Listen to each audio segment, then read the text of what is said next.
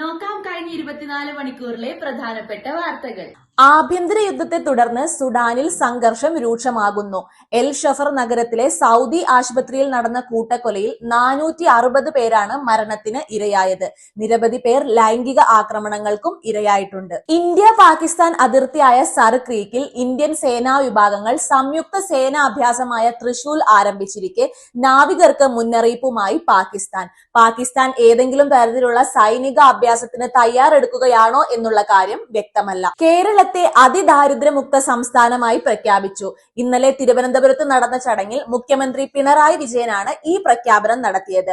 രാജ്യത്ത് അതിദാരിദ്ര്യമുക്തമാകുന്ന ആദ്യത്തെ സംസ്ഥാനമാണ് കേരളം. നവംബർ 10 മുതൽ ബ്രസീലിൽ നടക്കുന്ന 30ാമത് ലോക കാലാവസ്ഥാ ഉച്ചകോടിയിലും ലോകരാജ്യങ്ങൾ തണുപ്പൻ സമീപനം തുടർന്നു കഴിഞ്ഞാൽ പ്രകൃതി സമ്പത്തിനും ആരോഗ്യത്തിനും സമ്പദ് വ്യവസ്ഥയ്ക്കും വലിയ അപകടങ്ങളായിരിക്കും നേരിടേണ്ടി വരിക എന്ന് UN മുന്നറിയിപ്പ് നൽകി. പാരീസ് കരാർ നിലവിൽ വന്ന് 10ാം വർഷത്തിൽ നടക്കുന്ന ഈ ഉച്ചകോടിയിലേക്കാണ് ലോകം ഇപ്പോൾ ഉറ്റുനോക്കുന്നത്. Follow for more such content.